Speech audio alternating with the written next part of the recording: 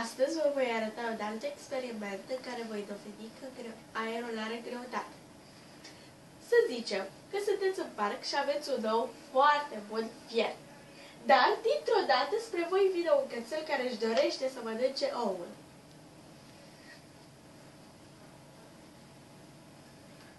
Ce ne facem? La doi avem doar un borcan, o brichetă și o lumânare.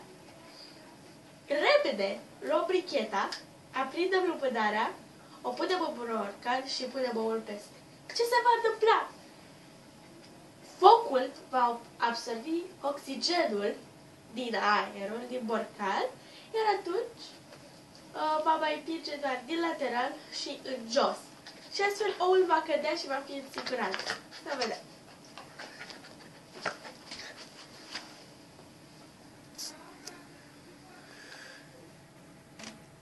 Ta-da!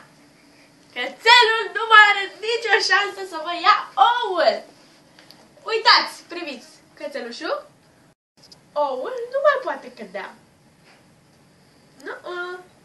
Iar cățelul este supărat.